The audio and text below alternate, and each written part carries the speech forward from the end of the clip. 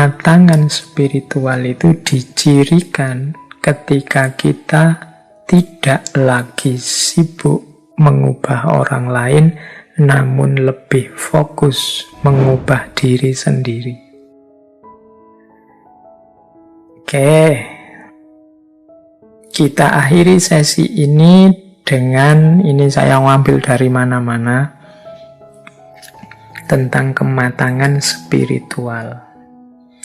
Jadi kalau tadi kematangan agama, kita pungkasi dengan kematangan spiritual.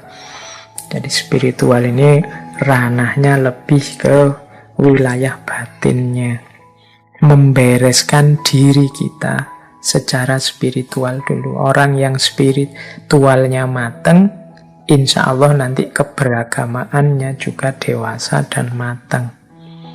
Dia akan jadi problem solver, bukan lagi troublemaker. Dia akan memberi solusi untuk kehidupan ini dan bukan sumber masalah. Oke, kita mulai yang pertama. Kematangan spiritual itu dicirikan ketika kita tidak lagi sibuk mengubah orang lain, namun lebih fokus mengubah diri sendiri. Jadi orang yang matang secara spiritual itu perhatian utama dan pertama adalah dirinya sendiri. Saya ini masih kurang, saya ini masih lemah, saya ini masih butuh perbaikan. Nah, ini menunjukkan orang ini sadar dan matang secara spiritual. Tapi ada kan orang yang sebaliknya, sibuknya selalu nembak keluar. Orang itu ilmunya kurang, orang itu belum sadar-sadar, orang itu masih duniawi pikirnya, orang itu masih ambisius, selalu orang lain. Tadi ada ciri-ciri yang saya sebut, orang dewasa, orang macam-macam itu biasanya kan kita terus nembak keluar. Oh berarti orang itu belum dewasa, oh berarti pimpinan yang itu nggak dewasa. Oke, kita selalu sibuk nembak orang lain. Orang yang spiritualitasnya matang itu fokusnya ke dirinya sendiri. Aku sudah dewasa apa belum ya? Aku ini tanggung jawab apa belum ya? Aku ini sadar diri, tahu diri enggak ya? Aku ini sabar atau siap menerima proses apa enggak ya? Dan lain sebagainya. Nah, orang yang lebih sibuk fokus pada perbaikan dirinya itu menunjukkan kematangan spiritual. Loh, apa menasihati orang untuk orang di sekeliling kita tidak penting, Pak? Penting. Tapi pertama-tama bereskan dirimu sendiri dulu. Itu menunjukkan kematangan spiritual. Nah, ciri yang kedua, menerima diri sendiri dan orang lain sebagaimana adanya. Jadi, kalau ini lanjutannya yang tadi ya, kenapa kita tidak harus sibuk dengan orang lain, ya kita terima saja orang lain apa adanya. Kenyataan bahwa orang itu beda-beda ya kita terima, termasuk menerima diri kita sendiri. Banyak orang yang sukanya memarahi dirinya sendiri, yang kecewa terhadap hidupnya sendiri, sehingga dia selalu mempressure, menekan dirinya. Itu kalau tidak hati-hati nanti dari stres bisa jadi depresi, nanti jadi sakit jiwa. Terimalah dirimu apa adanya, juga orang lain. Bahwa kamu kurang ya, bahwa kamu ada kelemahan ya, tapi itu tidak dijadikan alasan untuk membenci dirimu, apalagi mengusir dirimu dari dirimu sendiri. Terimalah dirimu dan juga orang lain. Orang lain juga harus kita terima sebagaimana adanya. Itu ciri kedua. Berarti kalau sudah bisa menerima diri, menunjukkan kita sudah matang secara spiritual. Terus yang ketiga, tidak lagi membebankan beragam harapan kepada orang lain dan fokus untuk memberi atau berbagi. Orang yang matang secara spiritual itu tidak banyak membebankan harapan. Membebankan harapan itu, aku ingin engkau begitu, aku butuh ustadz yang begini loh, Aku ingin dosen itu menurutku yang baik itu begini loh. Aku ingin punya teman itu yang ideal itu begini loh. Jadi kamu membebankan harapan-harapan, ideal-idealmu pada orang lain. Ini biasanya terus menyusahkanmu, membuatmu kecewa sendiri. Dan juga jadi beban hidupmu. Misalnya kamu punya ideal teman yang baik menurut saya itu Pak, 1, 2, 3, 4, 5. Jadi setiap kali ada teman baru, kamu bikin rapot untuk temenmu itu bahwa oh dia ini ramah tapi jarang mandi, oh dia ini menyenangkan sih kalau diajak ngobrol, tapi kalau ke warung mintanya ditraktir terus. Kamu bikin rapot terus untuk ideal-idealmu. Ini namanya membebankan harapan kepada yang lain. Kemungkinan lahirnya kekecewaan. Ya pasangan ideal menurut saya ini Pak. Oh itu alamat nanti kalau kamu punya pasangan, kamu akan bikin rapot tentang pasanganmu. Sudah cocok apa enggak sama standar yang kamu buat. Nah, selain menyusahkan juga hanya akan jadi bebanmu. Semakin berat nanti hidupmu. Fokuslah pada memberi, berbagi. Coba kamu teliti dirimu, kamu cek kira-kira aku bisa berbagi apa pada orang lain, pada lingkungan sekelilingku, mampuku memberi apa. Pak, kalau saya harta tidak punya Pak, saya punyanya tenaga, ya sudah, sumbangkan tenagamu untuk kebaikan orang lain. Pak, saya punyanya yo hanya ilmu yang sedikit-sedikit ini Pak, hanya ngaji Iqra itu loh Pak, saya bisanya. Ya, sumbangkan kemampuanmu ngaji Iqra itu, berbagilah kemampuan ngaji Iqra bagi yang belum bisa ngaji Iqra. Jadi sibuklah dengan apa yang bisa kamu berikan pada orang lain, bukan pada apa yang kamu inginkan dari orang lain. Nah ini orang yang semacam ini kategorinya berarti dia sudah matang secara spiritual.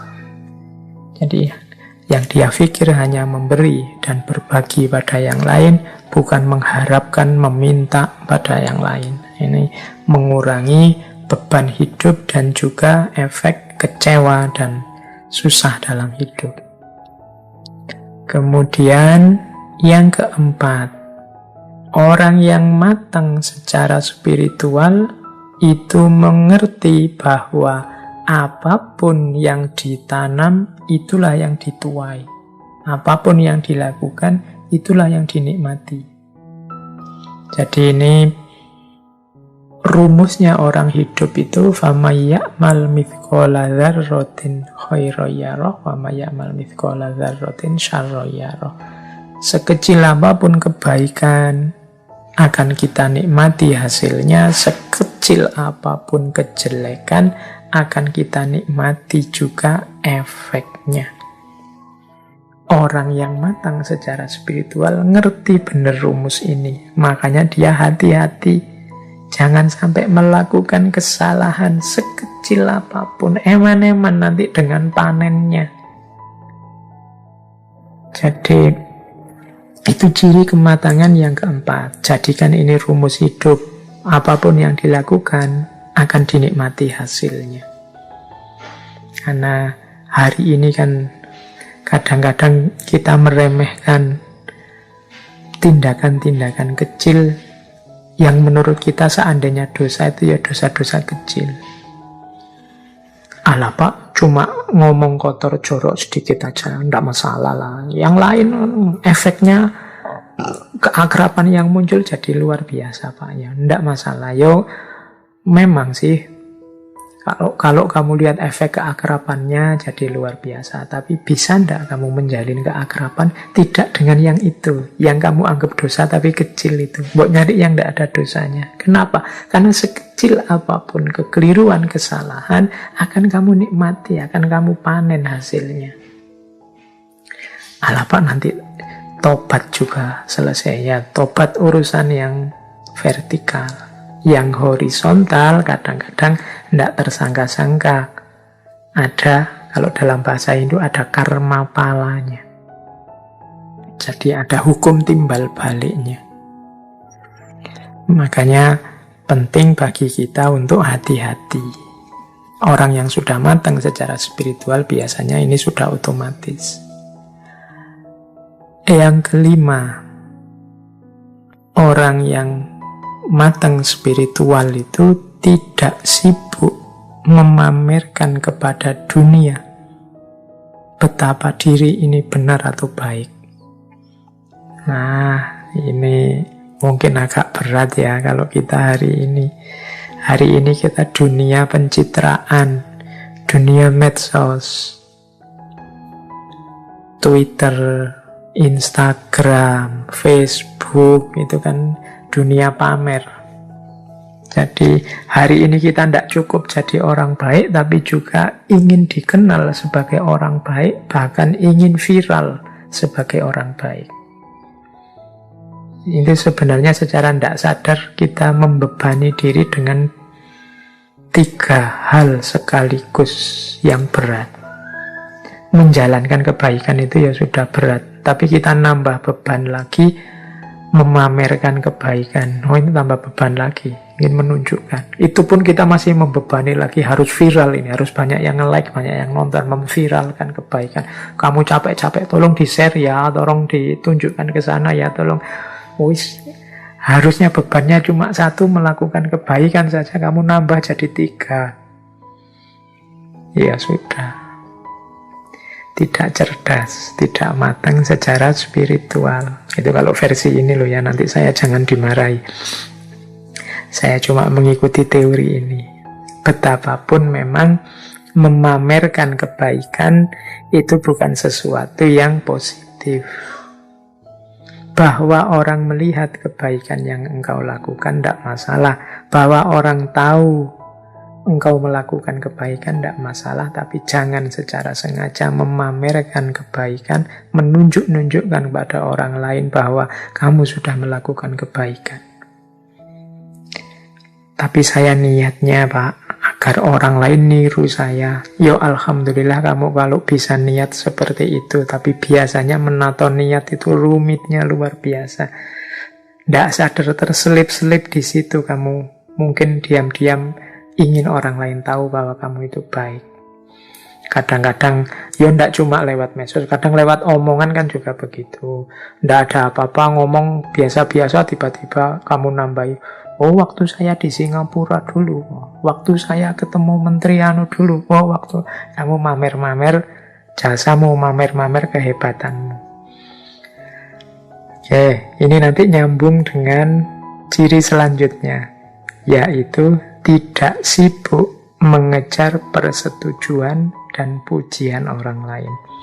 Ini ciri orang yang spiritualitasnya matang.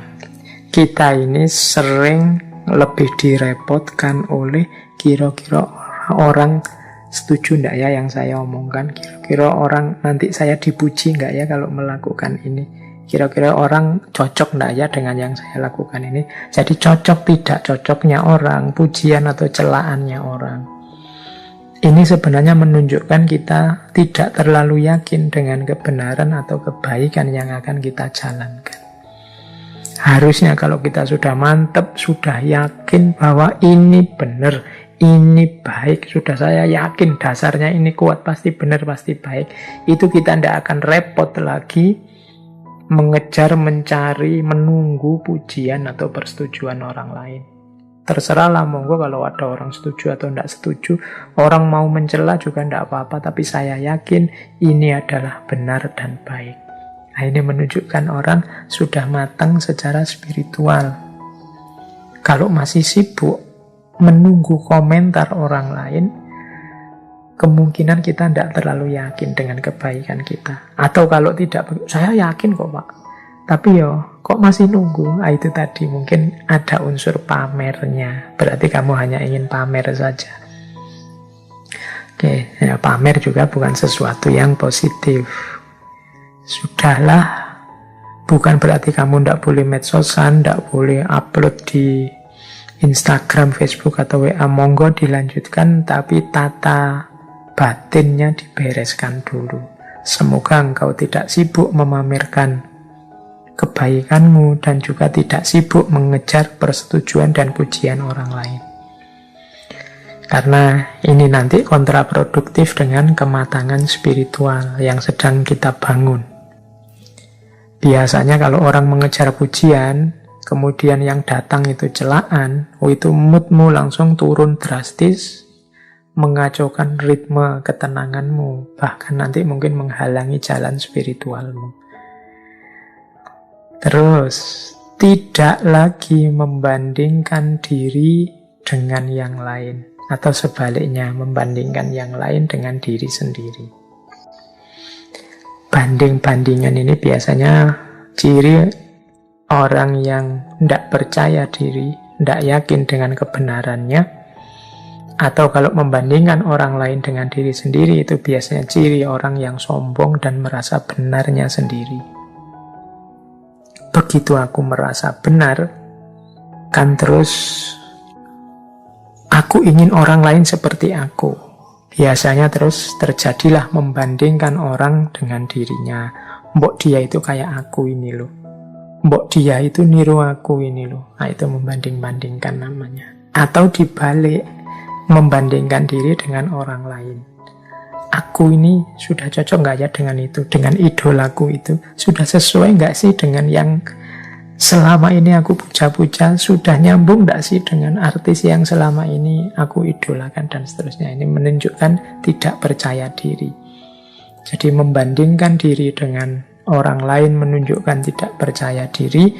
Membandingkan orang lain dengan dirinya biasanya menunjukkan rasa benar sendiri, kesombongan, keangkuhan.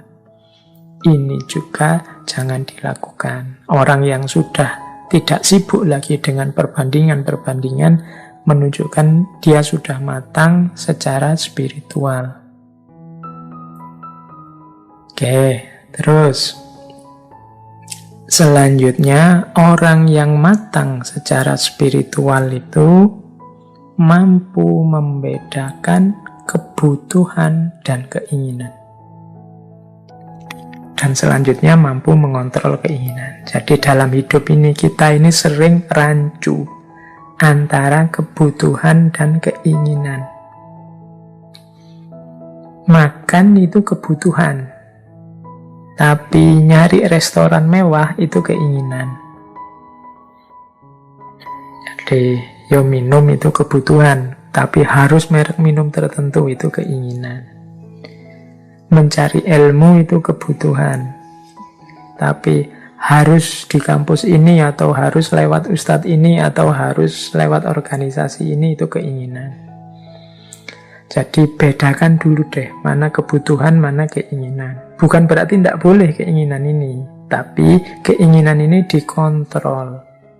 Kalau keinginannya yang baik-baik kan tidak masalah, yang mendukung kebutuhan. Saya Pak ingin makan. Nah, makan ini kebutuhan. Dan saya kok kebetulan idolanya angkringan, maka saya ke angkringan. Tidak masalah. Tidak ada jeleknya toh Pak ke angkringan. Oke. Tapi mungkin ada keinginanmu yang tidak nyambung. Pak, saya ingin makan. Tapi saya kok ingin makan di restoran itu ya, yang satu porsinya 1 jutaan itu. Nah, misalnya. Lah terus uangmu berapa?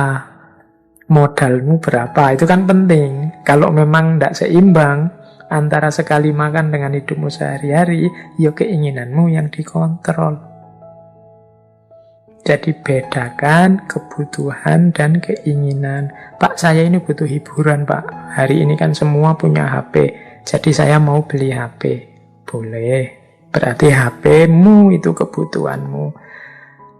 Nah, sekarang keinginan. Kamu ingin beli HP yang apa? Kamu ingin HP yang speknya seperti apa? Nah, itu harus dikontrol. Disesuaikan dengan modalnya, disesuaikan dengan tingkat kebutuhannya. Kamu butuh untuk komunikasi apa butuh untuk main game atau apa? Kan itu nanti disesuaikan dengan keinginannya. Modalmu berapa? Uangmu berapa? Dan seterusnya. Nah, ini mudahnya kemampuan untuk membedakan kebutuhan dan keinginan. Bukan berarti tidak boleh orang menginginkan sesuatu, tapi kemampuan mengontrol keinginan itu nanti salah satu bukti kematangan spiritual. Tidak semua keinginan kita harus terpenuhi karena kita ini manusia. Ada keinginan yang bisa dipenuhi, ada yang tidak. Bahkan ada keinginan yang pantas untuk diinginkan, ada yang tidak pantas untuk diinginkan. Tidak pantas dalam arti Yo, belum waktunya, belum saatnya. Rumusnya seperti tadi ya, kita harus sadar diri dan tahu diri sebelum mancang keinginan. Oke, terus yang terakhir, ciri kematangan spiritual itu tidak lagi menggantungkan kebahagiaan kepada hal-hal yang material. Nah, jadi orang yang spiritualitasnya mantap dan matang, itu kebahagiaannya tidak tergantung pada hal-hal di luar dirinya. Saat ini juga, detik ini juga saya bisa bahagia. Apapun yang saya miliki, materi apapun yang nempel pada saya. Itu namanya tidak menggantungkan kebahagiaan kepada hal-hal yang material. Nah, ini bisa dicek lagi di sesi filsafat kebahagiaan. Itu hampir semua tokoh filsafat kebahagiaan yang kita angkat itu tidak lagi menggantungkan kebahagiaan kepada hal-hal yang material. Dan justru itulah cirinya kematangan spiritual.